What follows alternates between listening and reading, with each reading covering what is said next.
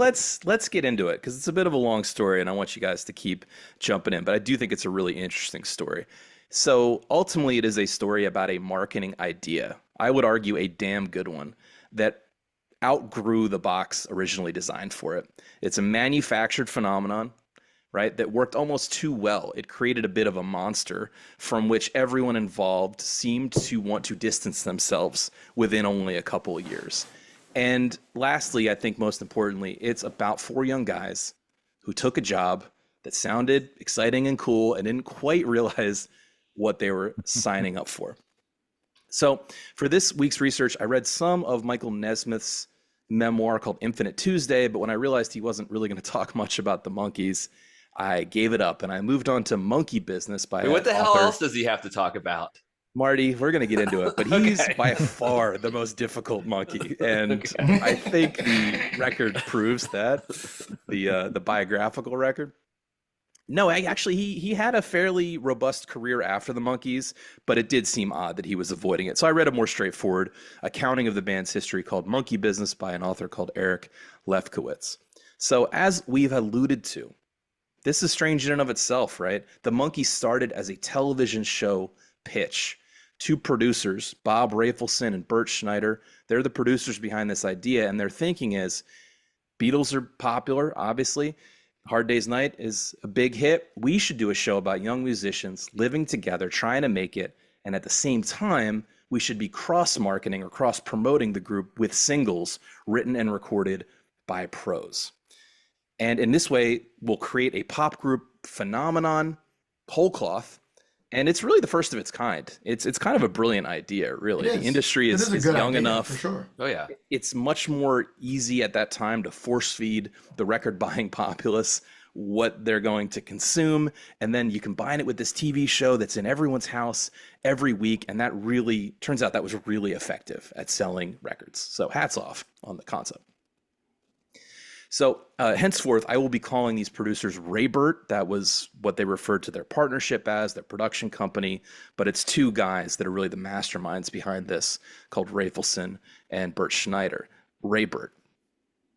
Once the idea gets a studio backer, they have a very short amount of time to do quite a lot of things.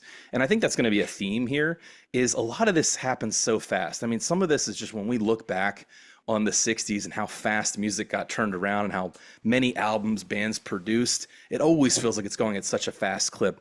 I would say in this scenario, even more so, because they're doing multiple things at once very quickly. They have to write the show. They have to cast the show. They have to write the music. They have to produce the music. All this has to be happening simultaneously, and that becomes a hallmark of how they produce the show going forward.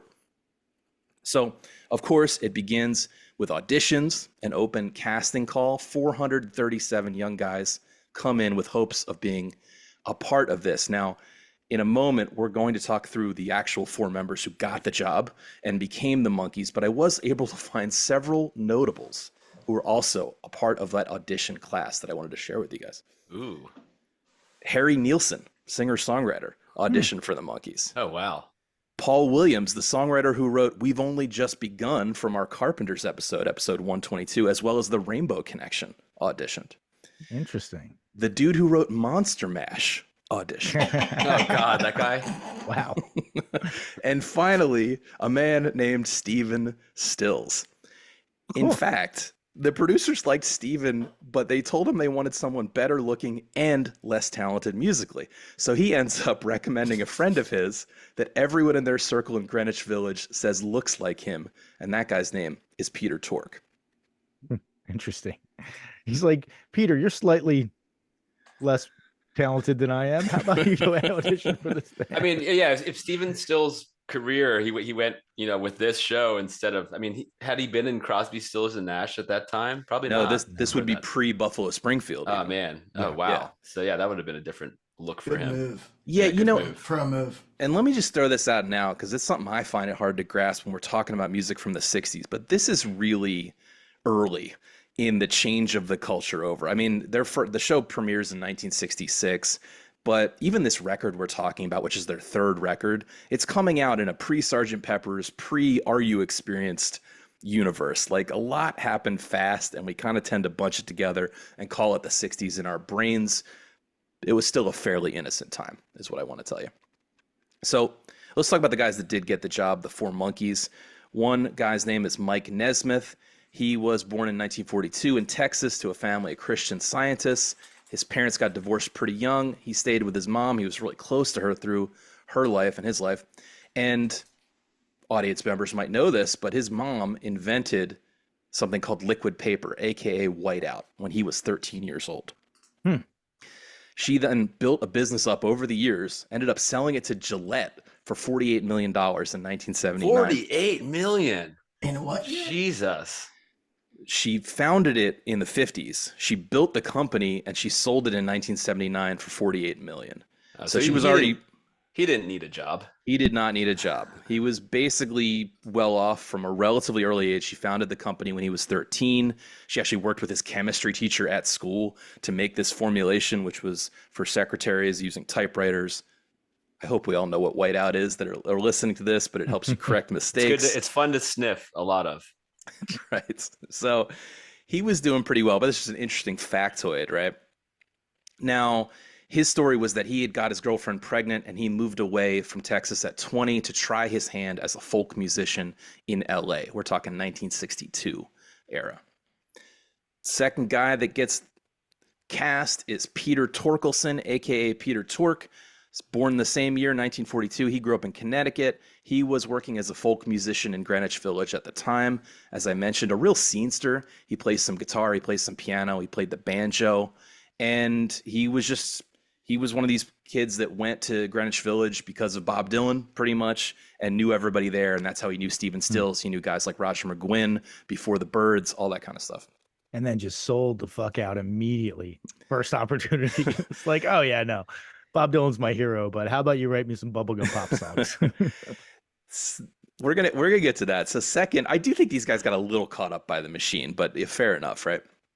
Third guy is named George Michael Dolans. He goes by Mickey. He's a little younger. He's born in 1945 in LA. He's a child actor. As a little kid, he's an actor. His dad's an actor too. He's in a bunch of movies and TV in the 40s and 50s. So he kind of comes from that tradition. Not a musician, but he was singing in bands as a teenager when they found him. So he was an experienced singer, but did not play any instruments. And the last guy is Davy Jones. Born 1945, grew up in Manchester. So that makes him the youngest, or I guess him and Mickey are the younger of the two. 3 years, kind of means a lot when you're 20 years old. An interesting fact about David Jones, aka Davy Jones, he was a Broadway star. So Oliver, the musical, premieres in 1960 in London. It's hugely successful. It's one of the first big London musical productions. It runs for 3 years. Davy Jones at that time in the early days is part of a rotating cast of young actors playing some of the child roles in that. By the way, also cycling in at that time as an actor, a young Phil Collins. No. But anyway, by the time it actually makes it to Broadway in 1963, Davy is cast as the Artful Dodger. He's Tony nominated. It's a huge hit. They get booked on an American TV show called Ed Sullivan. And guess what night they go on? The night the Beatles were on? The same night that the Beatles were on Ed Sullivan, Davy Jones was there performing as part of the Oliver Broadway show. So he kind of already was out there. Again, not really a musician, but a singer established in show business. He actually got to skip the audition process entirely. So, and we should mention he's the only one that's British, right? I mentioned that he grew up in Manchester and was on the stage in London. The rest of the three guys are American, obviously. So now the production has its actors. They purposely chose the group based on a couple parameters, looks and charm, of course, but also they have some musical leanings. Really they picked two musicians who they think they could make into decent actors and two actors who they think could effectively pretend to be musicians. So they are having that some sense of balance there, right? Next up, they got to quickly, right after the casting, they want to record music for the pilot. And here's where things start to get or go a little awry. So musicians, the two musicians of the group, Mike Nesmith and Peter Tork, they get to the studio session which they're invited to, assuming there'll be some kind of part of the recording. But they arrive to realize that everything's already been recorded. They want exactly zero input from them. They really just want the four guys there to test out who's going to be the lead singer on the very first single, which is Last Train to Clarksville. Turns out it's Mickey Dolenz, who actually I think is a terrific singer and maybe should deserve a little more credit. But right off the bat, Torque and Nesmith, they're kind of being shuffled through this process. They have some vague promises of musical input that are never really fulfilled. Keep in mind, these are like 20, 21, 22-year-old kids at that point who are just on a fast-moving conveyor belt. And the casting took longer than usual, so they really had to rush through to getting a song produced and getting the pilot produced very quickly. So they didn't have a lot of time to think, right? Part of it's say this, logistics. It wasn't that uncommon. We've talked about it many times that the band would show up and they'd be like, no, we got better players to record. Yeah, no, totally. Yeah, they shouldn't have been that surprised or pissed off about it. It's like kind of everybody was doing that at that period of time. It's true, and that's the irony, and we're going to get to kind of the backlash they really experienced, where people were egging them on the streets because they didn't play their instruments or write their songs, and yet that was a really common scenario at the time, right? So you guys don't carry eggs? Yeah, I mean, I was egging. I was egging Taylor Swift like a week ago. Yeah, just didn't make the news. So to undergo this process, right, they have to have a single ready, they have to shoot a pilot, they have to have it ready to go. The songs themselves are in the show every week, and so if they're going to continue to produce the show, they have to constantly be making new recordings, right? So it's a bit of a factory approach, perhaps not uncommon now when we think about how pop music is made, but at the time it was a little, maybe slightly more odd. So they had hired some songwriters. The main pair were called Boyce and Hart. They were songwriters under contract with the studio. Then they ended up writing a bunch of the big hits, including Last Train to Clarksville. But because this is a big studio-backed project, they actually had lots of money, and they had access to the Brill Building of talent. So you had people like Carole King and Jerry Goffin writing for the Monkees. You had Neil Diamond writing for the Monkees. So, okay, they're slightly disappointed, but like you said, it's kind of par for the course. They roll with it. Now, as Marty alluded to, each four was given a different personality to portray. Dolenz is supposed to be the funny one. Nesmith is the smart and serious one. Torque is the naive one. Jones is the cute one. And they are definitely loosely based on the people themselves, but also on the Beatles, right? What'd you say? Marty, which one would I be? You'd be like the mischievous one. Okay, thanks. Yeah, thanks. like Okay. cranking. They cast Peter Tork well because he looks like a dumb motherfucker. I gotta say, he's supposed to be the gullible one. He does not look like a smart man. So that's funny because they said that it did fit with their personalities, except for Torque, who was actually the complete opposite of the person he played. He was the most into hippie ideals. He was the most intellectual, philosophical of them. And so he was really playing against type. Interesting. And also, we're going to get to some anecdotes, but he was a total fucking scenester, dude. He knew everybody. He loved to party. I mean, there's way more drugs and sex in this story than I think I was expecting. And Torque is at the forefront of that for sure. Is Peter Tork still? Oh, no, he's dead. I think they've all passed. Maybe Mickey Dolenz might still be around. Mickey Dolenz is still alive. He's the only one. Didn't party enough, just for the record, Peter Tork, great porn star name. Yeah. That's good. Yeah, that's good. So Raybert, the producers, they had this really interesting vision that the show itself would use a lot of, as I mentioned before, what were considered at the time avant-garde film techniques. A lot of improv, quick cuts, sped up film, breaking the fourth wall. The series was pioneering in that way. It almost, at the time, it read a little more like a French art film than a standard TV show. And in addition to that, they decided, right, as we've alluded to include a bunch of these semi-random cuts to just musical clips inside the episode, where the recordings they produced got played, the band lip-synced or danced around or ran around. And in retrospect, these vignettes kind of look like a precursor to MTV music videos. But of course, they were also mirroring some of the Beatles' forays into movie making and some of the little promotional videos the Beatles made on some of their singles. But still, putting this stuff on network TV, and honestly, even if you watch the Monkees now, it still reads as like kind of weird, quirky, and subversive. It actually kind of holds up decently. That was gonna be my question, because you're just the way that you're describing it is like I'm gonna walk in and it's gonna be, black and white and some guy smoking a cigarette talking about, like you describe it like French avant-garde stuff. I think something probably different than bubblegum pop. No, like Phil said, it's a lot like Scooby Doo. I think that Okay. was a good comparison. Or Scooby-Doo Yes. also did break out the band at sometimes, and they'd have some songs in the middle episodes. Kiss would just pop out of nowhere. Yeah. It's not black and white cigarette smoking French New Wave stuff, but it's more slapstick and taking chances and talking to the camera and just weirdness. And so even though not all the comedy holds up, there are some elements of it that are just still, the guys themselves are pretty darn charming, I would say. The episode I watched yesterday, their car broke down in Mexico, and they had to come up with some money to fix it. And so like the guy at this saloon made them play nonstop live music until they had enough money to afford their car repair. That's exactly what happens when you break down in Mexico. Sing. So the producers hire a young director, help them practice improv, and the Monkees quickly realize that one of them has to learn drums, or at least enough to fake it, right? So they draw straws, and Mickey volunteers and starts right in and approaches it just like an actor learning lines. And we know from experience, right, that is hard to do. Yeah. It's probably like easy enough to fake the hands, because with drumming, it's the feet. The feet are the hard things in drumming for me personally. It's probably easy to fake the hands and just like, yeah, just don't film my feet. I'm not doing the kick drum on the rhythm, but I can kind of just fake it on the, on the hi-hat and the snare drum. Yeah, it's probably the easiest instrument, in my opinion, to learn. There's something natural about it.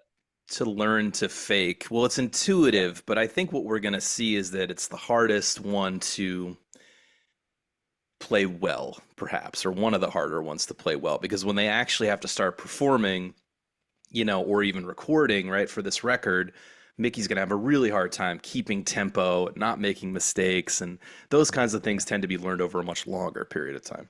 I feel like in a band, you can have a shitty bass player. You can have a shitty rhythm guitar player. You cannot have a shitty drummer. If you have a shitty drummer, ways, everybody the whole band is the drummer. Have you ever seen Metallica? I mean, he's not a good drummer, but he's not a shitty drummer. No, he's got a good point though. Hetfield just brings it so hard that Lars can kind of just track to him. Shots fired. So the show premieres September 1966. Again, all this is just happening really fast. They're cast 2 months before that. They make they make Last Train to Clarksville. They release it before the show even premieres, and then the show premieres. And I should mention, we said that the Monkees was back on television in the 80s after a long time of being off it. I think that was partly due to the 20th anniversary of the band in 1986 coming around, and which created some newly reformed reunion touring. And it was also MTV specifically, who was still pretty new at the time as a network. They were looking for angles, and they agreed to start airing it. They aired a Monkees marathon. It did well, and then after that, they aired it continually, and other networks picked it up. So kind of just a coincidence, right? So we mentioned that the single Last Train to Clarksville hits the radio before the pilot even premieres, or rather the first episode. It's a hit. Payola, let's be honest, it was big in these days. You could pay DJs to play the song, and they definitely did that. That said, I think Last Train to Clarksville is a pretty solid song. It kind of sounds like Paperback Writer Part 2, but it works. It's catchy. I think that's what they're going for, is catchy, right? I like Daydream Believer a lot. Like, I think that's just like a much hit. later though, right? That's later. That's closer to when this record was released, which is actually really only about a year later. Things move really fast in this universe, as I mentioned. But just in case you don't know what Last Train to Clarksville is, let's just play a quick clip of it here. Okay, so bang. The Monkees are a hit. The TV show drops. People watch it. It's a hit, which brings us to our absolutely undisputed, never, ever argued about behind the scenes favorite segment, By the Numbers. First number I want to throw out at you guys, 75 million. That is the Monkees record sales worldwide. Wow. They have a much larger catalog than I was expecting. Yeah. They have a lot really of do. records. And And to be clear, that's not Beatles level sales, of course, but it puts them in the company of artists like Aretha Franklin or Nirvana or The Police. They've sold a lot of records over the years. Well, and they put out between 1966, late 1966, because it was like October was their first of 66 was their first album was released, and 1970 they put out 9 albums Yeah. in that span of time. That's a lot of material. They put out. Exactly. We're gonna get to that shortly because yeah, they put out material quickly, and part of it was this factory approach, and part of it was because they just had to record so much material because they were putting on a show every week that needed new produced songs to be in it. That's kind of a strange situation, right? Next number I want to throw out. Speaking of Monkees making money, 100 million. That's the merchandise sales per year during their peak in this late 60s period. We're talking lunch boxes, book bags, everything under the sun was Were getting they sold. making Jones, more sex money dolls. than? Were they making more money than the Beatles? No, because they didn't have a part of things like merchandise. So this is Gotcha. part of what's so discontent, right? If they're not writing the songs, they're paid as actors on the show. Yeah, Hmm. yeah. And eventually they would get paid to tour, which is where a lot of artists make their money. And eventually they would get some writing credits, right? And have some minor hits that way and get money that way. But at this point, they're probably not cut in on the merchandising. I don't know all the details of their deal, but they're plug and plays, right? Yeah, That are yeah, used sure. by this Sure. studio. Work for hire, really. Wow. Exactly. But Okay. I mean, Peter Tork is getting to do like a bunch of blow in the clubs and bang random chicks, so he's probably pretty happy about that. Exactly.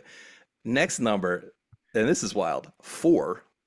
That's the number of consecutive albums that they put out to hit number 1 on Billboard. That includes Headquarters, tonight's album, and the follow-up to Headquarters. And not only that, they were all number 1s in 1967. Wait. So, So real you're saying that they had What? 4 number 1 albums in 1967? That is correct. What constitutes number one for a week? or- The Billboard publishes an album chart every week since 1955, based on sales and other data about radio play, and they're trying to amalgamate all different kinds of things. I don't know. It's something and it's Billboard based on does. data. It's not like John Billboard is like picking on his own. It's considered the most. It's a black box as to exactly what they do, but it is considered the most steady stream of an amalgamation of what it means to be popular. So no, I don't think it was being bought. But to be clear how that happened, they started 67 on top because their debut had come out in 66, shortly after the show premiered, right? So that was number 1 at the beginning of 1967.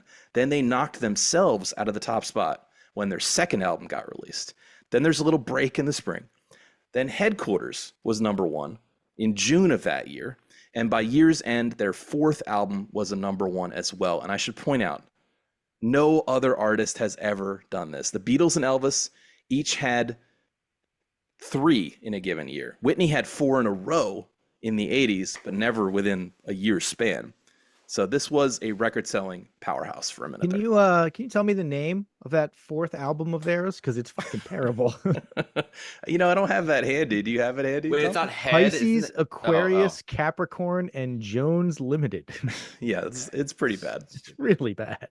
Pretty goofy. Okay, now look, I should point out here that it has been widely reported that the Monkees outsold the Beatles and the Stones combined in 1967. But after some digging, it appears that is a complete fabrication that Mike Nesmith told a reporter in the 70s and has since been reprinted many times as fact. So, like I said, the Monkees released 3 records that year. The Beatles only released 2. We're talking about 1967, which is the year Headquarters came out. Beatles released 2 in that year. That was Sgt. Pepper's and Magical Mystery Tour.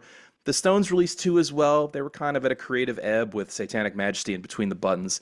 I tried my damnedest to find the real sales data to really disprove this widely reported, I think, wrong fact.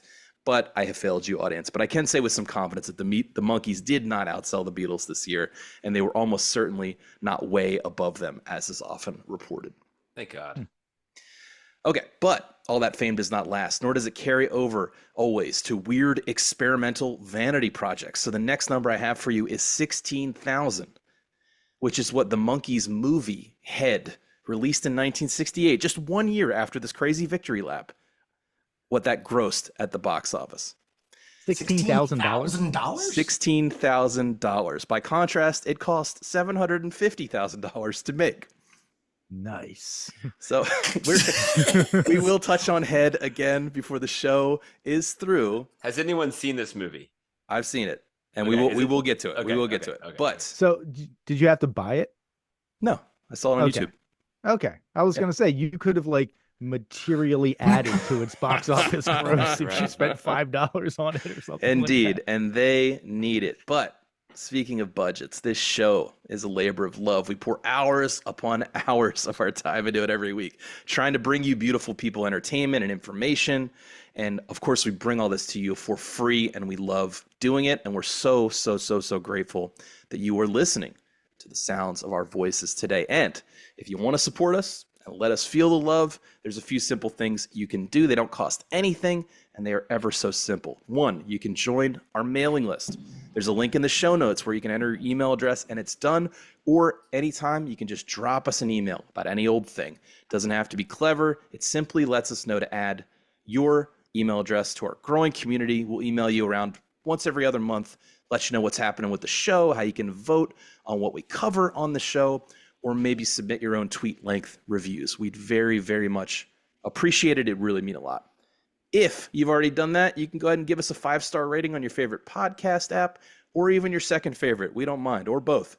And lastly, you could tell a friend directly. Turn them on to what we're doing. And if you don't have enough like-minded friends, well, that's where our totally free Patreon community comes in. Join up for free, participate in the comment threads with other fans, continue the conversation over there. Regardless, however you choose to support the show, we thank you sincerely. Okay, now back to our story of the Monkees headquarters. So on the insane popularity of this phenomenon, they talk about, if you're wondering why, right? They talk about the mania gap. Beatlemania had just ended. The Beatles weren't playing anymore because they had started moving on musically from pop music. And there was this perfect storm opportunity. And it should be noted that the Beatles were making weirder music at that time, in part, as they said in interviews, because they were over screaming teenagers. They wanted to change the makeup of their audiences. But the teens still wanted to scream, baby. So Ray Burt, the producers, they read the tea leaves, they pitched this idea, and it worked. It was huge, right? Now, one thing I thought was interesting, I'd never heard of before, is that they talked about how the Monkees created a micro-generation gap within households, a sibling gap, if you will, where the older siblings thought it was a goofy teeny bopper stuff and didn't like the Monkees, and the younger siblings, who had somewhat missed the Beatles, only a couple years past, right, absolutely loved it. This makes sense. Yeah, and the older siblings were right, and the younger siblings were wrong. Yeah, You know. it's pretty I do correct, think yes. it's, Tom, I have to say, like, I feel like without the show to sell the music, it is hard. I'm feeling a lot of nostalgia for the show. I don't know if Phil and Marty No, can comment. I definitely I watched the show as a kid and like I thought it was like fun and cute and I didn't turn it off, I would enjoy watching it. I'm not saying it's the greatest thing since sliced bread. I'm simply saying that that is a big part of my understanding of this band, and rightfully so, because it is the vehicle by which they were sold to the masses. So they are charming guys, I could just assure you. So if you haven't watched the show and you don't know what the heck we're talking about, consider pulling up an episode, right? But okay, I said the show was semi-revolutionary, not just in the style that it was made, but also in its subject matter. It was showing young people with no authority figure around, which was kind of unheard of at the time. It was the very early days of the hippie counterculture and long hair, and it gave America a window into a wholesome version of that lifestyle, where the Monkees in real life were living that too, minus the wholesomeness, right? So they become famous overnight. They like to have fun. They like to hobnob with other celebrities. I have a few celebrity monkey anecdotes, right?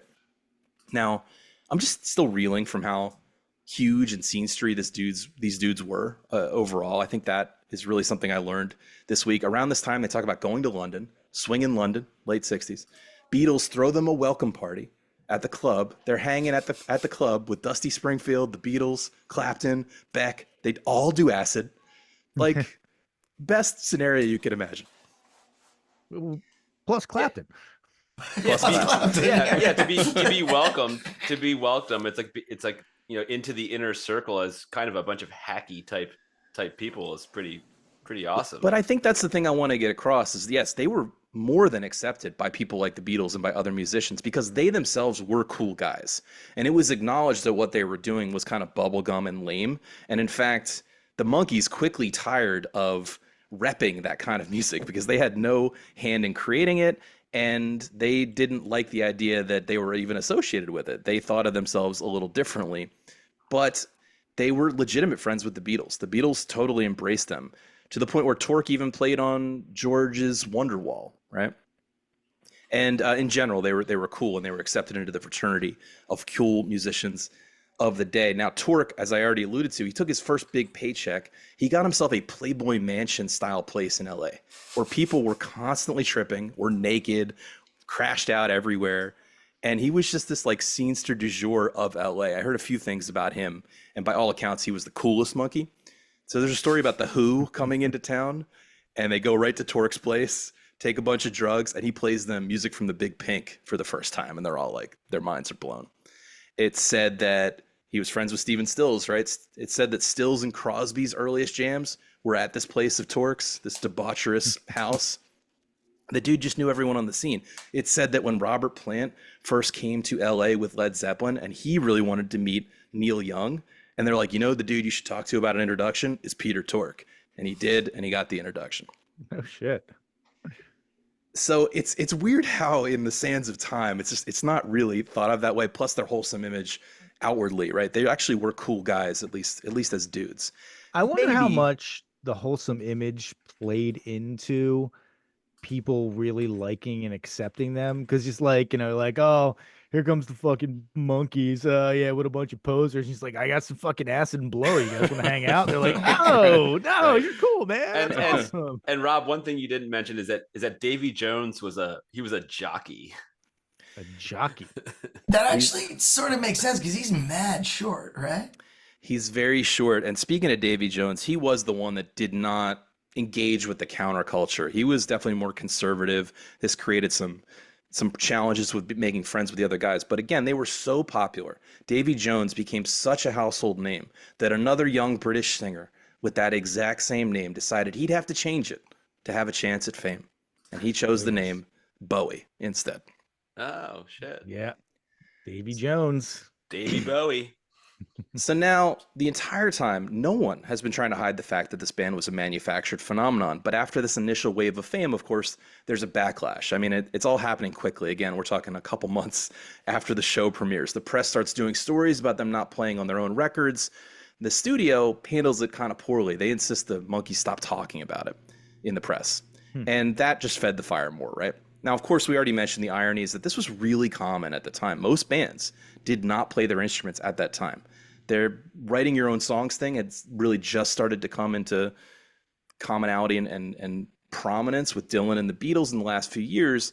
But as we know from many other podcasts we've done about records from this mid to late 60s era, using studio killers was definitely the norm, not the exception, right? Well, and we talked about this on, I can't remember which episode it was, but we had talked about how Bob Dylan and the Beatles killed the songwriter industry. I think it might have been the Elton John episode where like that was a viable job in the early 60s to just be a songwriter who writes volume songs and gets farmed out to all these different acts. And then the cool thing became, oh, you got to do it all yourself. But that was 2-3 years like in the past at this point.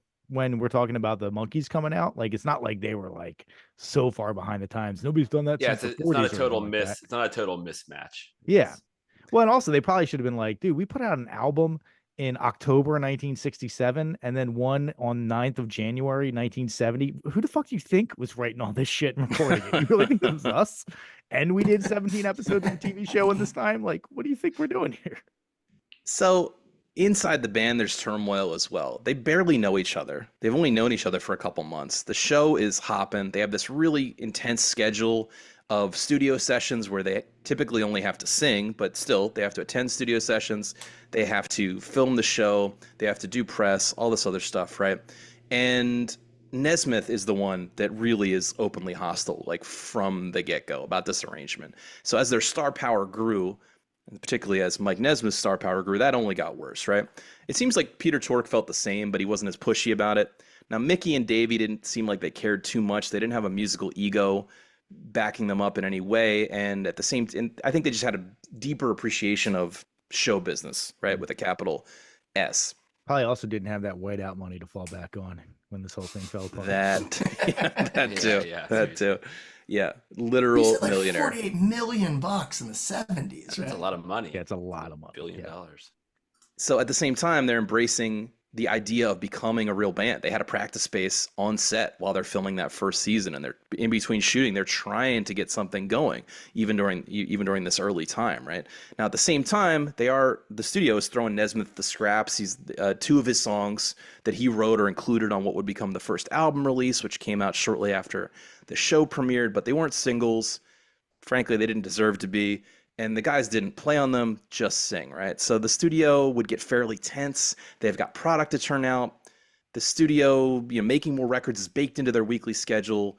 And at one point I read that Mike Nesmith actually made Carole King cry at the session. Oh, what a dick. What a Not dick. cool. Exactly. He's He a comes national off like a treasure. real asshole, even in his own memoir, which is really saying something. I know you're talking about like, oh, they had these studio sessions, but they didn't have to play. All they had to do was sing.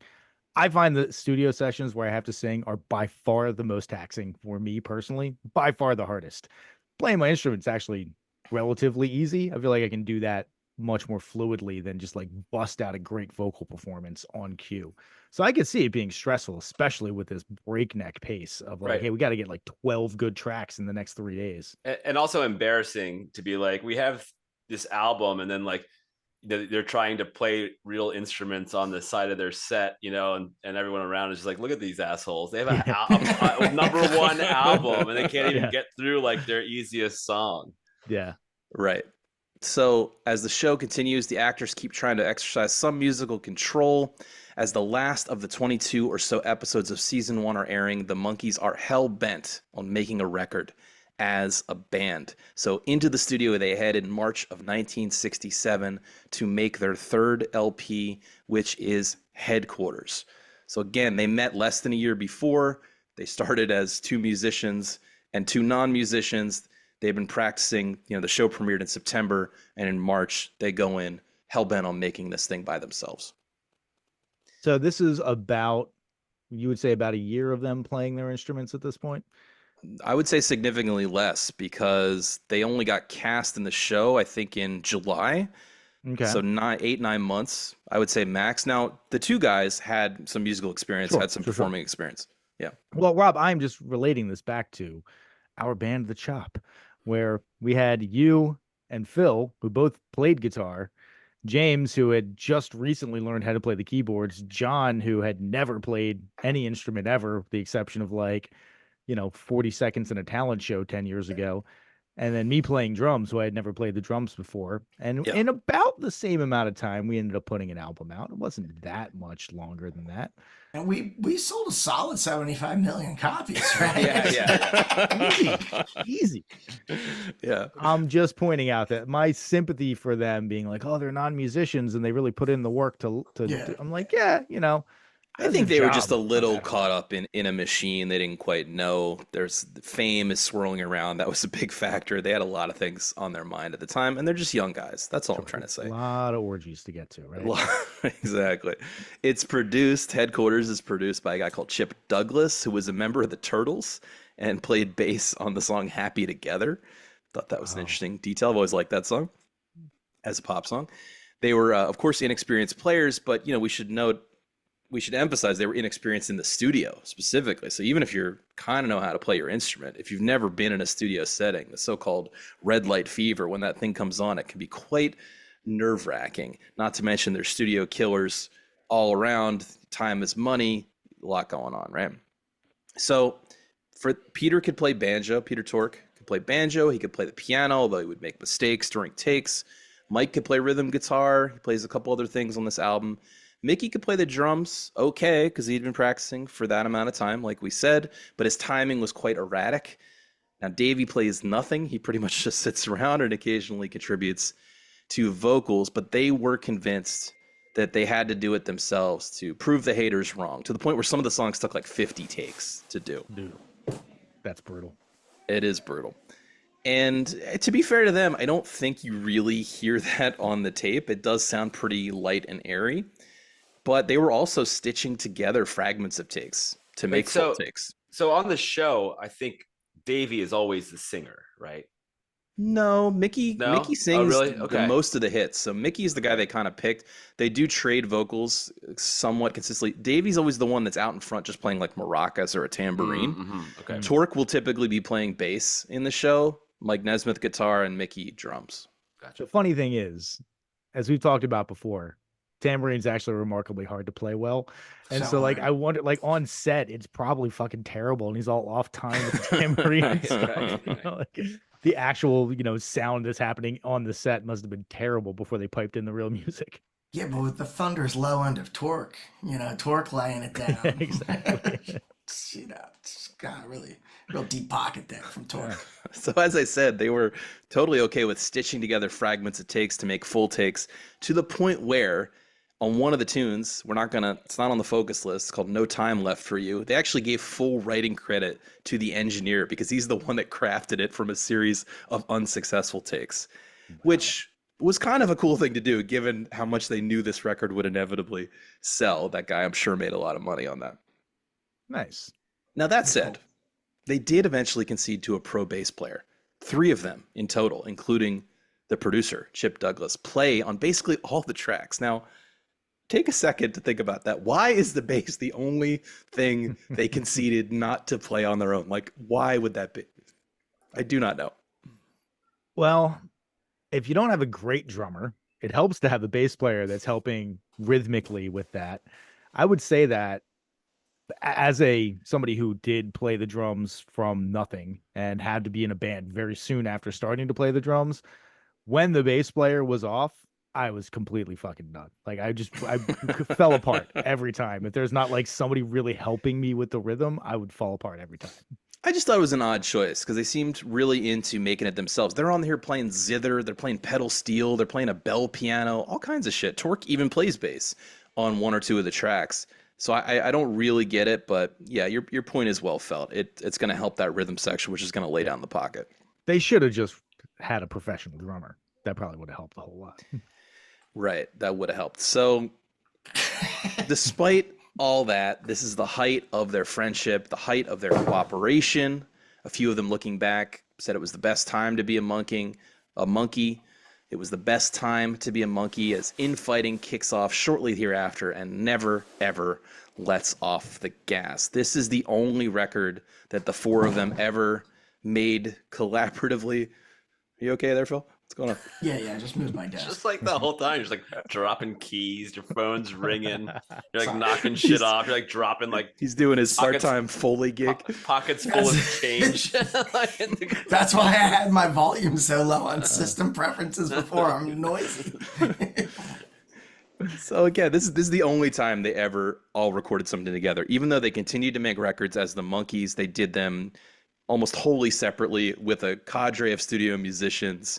Even the ones they would write, Nesmith would get his own studio musicians, Torque would get his own studio musicians, and they continued like that after Headquarters. But Headquarters is the one record where they're actually cooperating on stuff. So it is not a mature rock band, as we've already pointed out, but it does have some energy and some charm as an albeit already famous group kind of trying to get off the ground. It gets released in May of 1967. It actually does extremely well, as like we've already alluded to. It hits number 1 on the Billboard. We said that. It hits number 1 in Canada. It hits number 2 in the UK. It charts in Germany, in Finland, Norway, Argentina. It's got legs, baby. There's only one problem. Well, there's probably a couple problems, but one big problem is another record gets released within 4 days of this one, and it's called Sgt. Pepper. So to say that the Beatles' landmark release, where I think that's really the one, Revolver would have already been out when they were recording this, but only recently the Beatles are just starting to move into new kinds of ideas musically, right? And move away from their pop roots. And Sgt. Pepper's was such a huge landmark album. Of course, it overshadowed what the Monkees were doing. It made what they were doing seem old-fashioned, I think, by comparison, which fair enough, right? That said, they sold 3 million copies of this album. They stayed in the charts, competing directly with Sgt. Pepper's pretty much throughout the year. They were number 2 when Sgt. Pepper's was number 1. And we talked about, subsequently released another record that made it to #1 later in the year. They are, and I need to stress this, an unmitigated hit in terms of sales and fame. I think we've gotten that across, but they're getting taunted in the press. Even after this record comes out, they're still like, do they even play? Like, what are these guys doing? Rumors are going around. So they realize they have to tour. It's the only way to dispel these ideas. Now, the things they have going for them is that they do understand how to put on a show, a stage show. Comedy, antics, dancing, music. There's a lot of stagecraft. They have it down. They work well together. What they don't have is a tight band. They sound like a garage rock band, basically, and they're trying to reproduce their recordings. Now, get this. That summer, Mickey and Peter went to Monterey Pop as spectators, and they are amongst the earliest Americans to see Jimi Hendrix play live. And they're huge stars, right? They're used to getting what they want. So they decide they want Hendrix to open for them. And he does. Damn, Big really? mistake. Yes. No. Apparently, I know this is a wild story, right? Like, so Jimmy's manager really wanted it to happen. He's thinking about getting him in front of all these teenage girls, selling all these records. This is before, or Are You Experienced, I think, came out that summer, right? So it's really early in Jimi Hendrix's record-making career. Now, this is despite the fact that Jimmy had referred to the Monkees the previous year as dishwater in an interview. You know, I don't understand what their thinking was. It's like, we kind of sound shitty. Let's get one of the best power trios of all time to just show us up continually every time we play. Well, it's probably just to be associated with Yeah. with his greatness, you know. They said they just wanted to watch him play every night, and they did. And they were like, this was freaking awesome and inspiring. They're touring with Hendrix. I just set the scene for you. They're touring with Hendrix in their private plane with the Monkees logo on the side. Like, this is some deep rock star stuff. Yeah. Damn. They're probably Like partying you just on can't that plane, you just huh? can't play Sergeant Pepper's on this tour at all. Yeah. I wonder if this is Hendrix is into heroin already at this point. Like, is him and Mickey Dolenz in the back tying off or anything like that? I'm sure they partied. I read some story about how they rented a yacht for Mitch Mitchell's birthday party in Atlanta, and they just had a wild time. There was definitely some antics, and it seems like the bands actually really got along. But unsurprisingly, perhaps, Hendrix hated it. Right, he lasted about 10 shows. He liked the Monkees themselves, as I just said, but he could not stand playing for screaming 14-year-olds because that's who was at the show. They said when Jimmy would shout Foxy in Foxy Lady, the entire audience would shout back Davy because they wanted heartthrob Davy Jones to come on. Wow. That's a pretty big fuck you. The truth is, no one cared that they didn't sound good. Teenager girls were screaming the entire performance, just like Beatlemania. Again, Beatlemania ends, and where does the mania go? The mania is still there. It needs an outlet, right?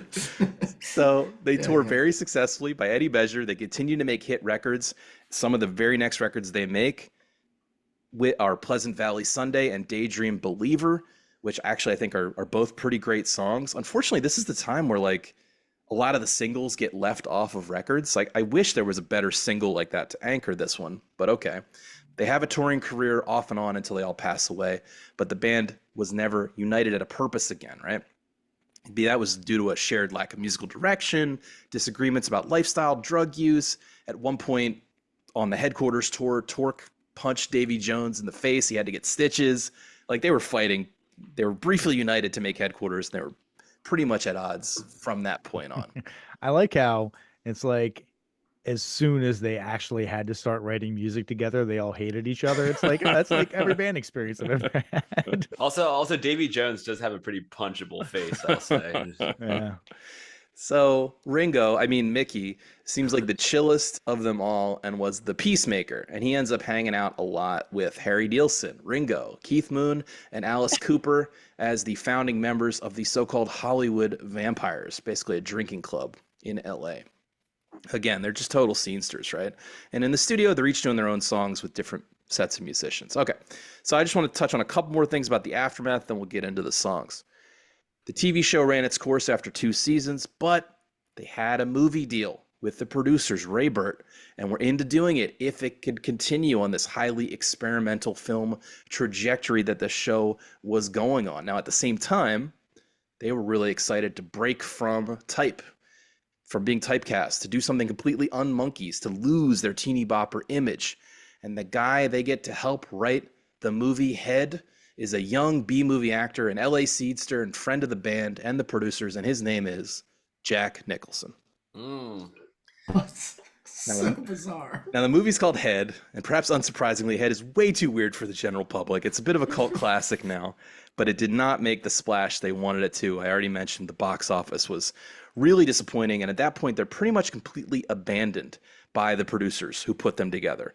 Ray Burt, the producers who originally pitched the idea, right?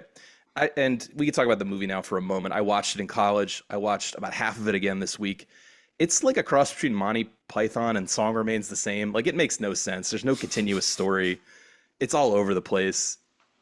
The music is actually a little more modern and fun, more modern than this record, I think, and definitely a little more of a foot in the 70s. So it's just like, it's a weird artifact, but I don't really know if it's worth watching. However, Jack Nicholson and the producers, Ray Burt, continued to work together, and the next movie they made did a lot better, and it was called Easy Rider. Oh. Yeah. Easy Rider, which arguably set off a renaissance in auteur-based filmmaking in Hollywood, was funded by Monkees' success. That is monkey money, baby. Yeah, I was wondering if it was just like a longer version of like a Monkees episode. But It's way darker, way stranger. I was right before we got on to do the show. I was watching a clip of it, and Torque like punches out a waitress in a diner, like for no reason. Okay. Wow, it's like dark. Like, they're definitely trying to shake their image. There's like violence. Yeah. It's psychedelic. It's pretty bizarre. Wow. And lastly, I just wanted to mention that the studio head, we haven't mentioned his name yet. I don't think his name's important. So annoyed that his cash cow trained seal pop group wasn't doing what it was told anymore, he decided to try again, this time with cartoon characters. The result is a band called the Archies, whose hit Sugar Sugar was a charting hit in 26 countries in 1969. And then he went on to form Hanson. Honestly, these producers know what they're doing, man. Yeah. I was just thinking, like, I should take a page out of this book. Pair a television show, intellectual property, with music produced by studio killers. It ain't a bad call. Yeah, and don't cut anybody else in on the merch. Exactly. Okay, that is the story of Headquarters. Do you guys want to talk about some songs now?